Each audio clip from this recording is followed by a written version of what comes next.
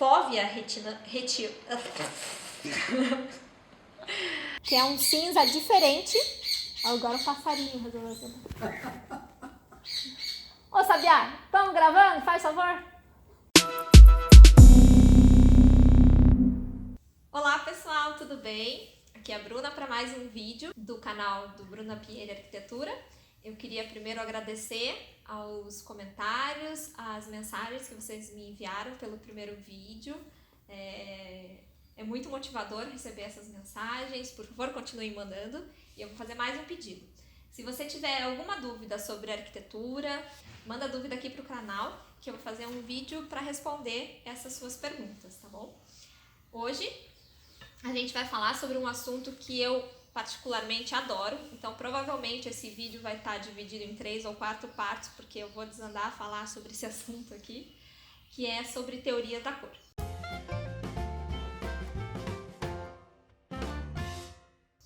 Então eu vou começar esse vídeo explicando o que é a cor com esse livro que é o meu xodó, que é o livro Da Cor à Cor Inexistente.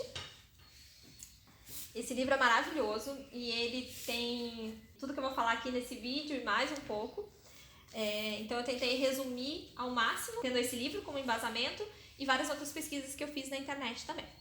Então, para começar, a gente vai falar qual é o conceito de cor. O que é a cor? Então eu vou ler um trecho aqui do livro, que é bem o início dele, que ele explica o que é a cor. A cor não tem existência material. É apenas sensação produzida por certas organizações nervosas sob a ação da luz. Mais precisamente, é a sensação provocada pela ação da luz sobre o órgão da visão. Ou seja, para existir a cor, a gente precisa de 2 fatores: a luz e o olho humano. Então tá, o que é a luz? Luz é a radiação eletromagnética emitida pela substância. Substância? Como assim substância, né? Sim, eu disse substância porque todos os corpos quentes que têm temperatura superior ao zero absoluto, que é de menos 273 graus Celsius, emitem luz. Quando esses corpos são fortemente aquecidos, a sua luz contém grande número de raios visíveis. Elas começam a emitir uma radiação que é visível ao olho humano.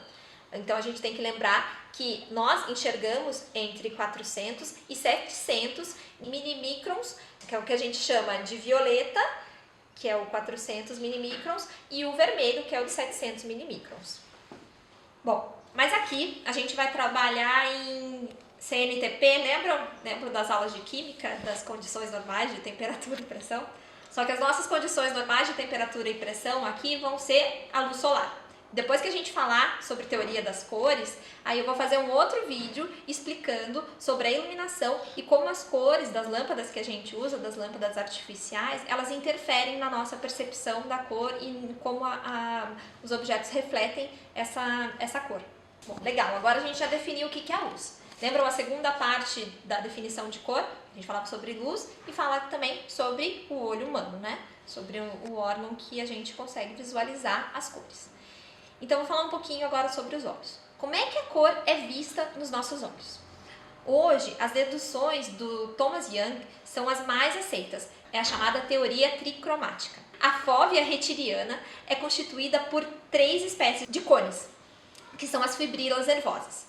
Elas captam e transmitem primariamente 3 sensações diferentes, que são as ondas luminosas que a gente chama de vermelho, de verde e de azul violetado.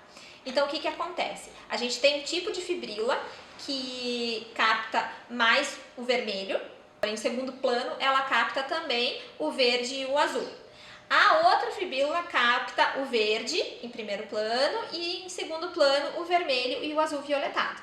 E a terceiro tipo de fibrila que a gente tem capta primeiramente o azul violetado e em segundo plano o vermelho e o verde. E aí essas informações que são captadas nos nossos olhos vão para o cérebro para fazer a formação da imagem.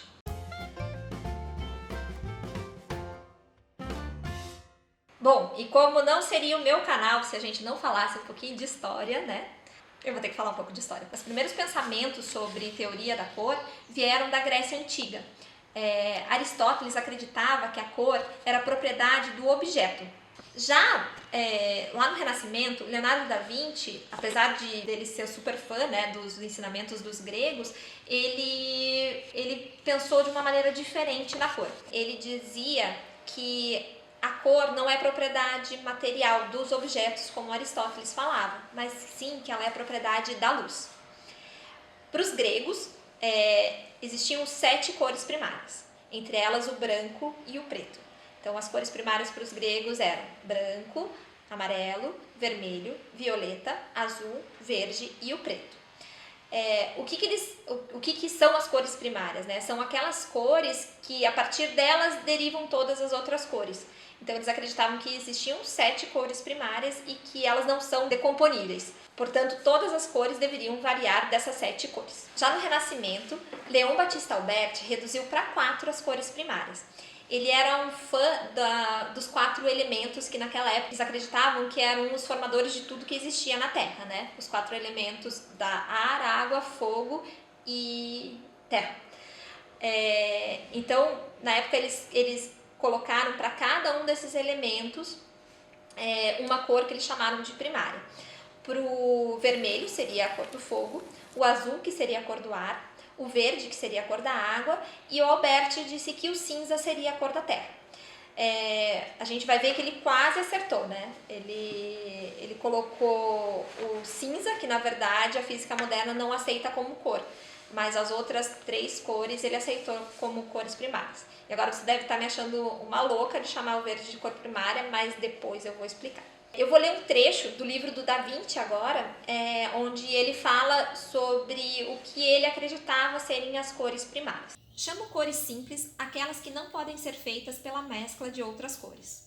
O branco, se bem que alguns filósofos não aceitem nem o branco nem o preto como cores, porque um é a causa do outro e o outro a privação da cor, o pintor não poderia privar-se dele, e por isso o colocamos em primeiro lugar. O amarelo, o verde, o azul, o vermelho e o preto vêm em continuação. O branco equivale à luz, sem a qual nenhuma cor é perceptível.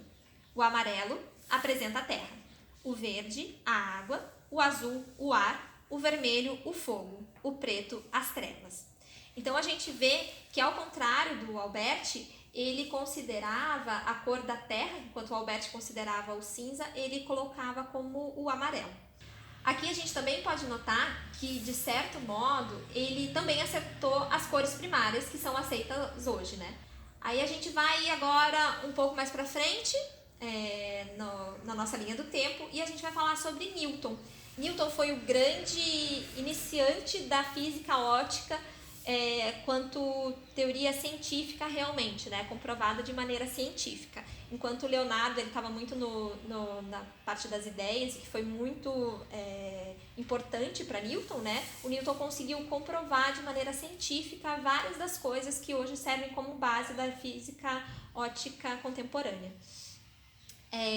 No livro que foi lançado em 1704 sobre física ótica, que se chama Ótica, um tratado sobre a reflexão, a refração e as cores da luz, ele fez aquele famoso experimento com os prismas, onde ele faz passar a luz solar e o prisma faz refletir as cores do arco-íris, que são as cores que a gente consegue enxergar. E aí tem o prisma invertido também, que ele fez a decomposição dessas cores a partir da luz branca, né? Que a luz solar é considerada na física, é chamada na física luz branca, que não tem nada a ver com aquela luz que a gente compra chamada de branca, que é a luz fria. Mas ele fez o experimento com os 2 prismas também, fazendo a decomposição da luz e depois a recomposição da luz branca. Só em 1730 que Leblond fez alguns experimentos que reduziram as 4 cores primárias dos renascentistas para as 3 cores primárias que a gente tem hoje. Tá, agora chega de história e vamos fazer só mais uma partezinha teórica antes de ir para a prática. Agora a gente vai falar sobre cores primárias.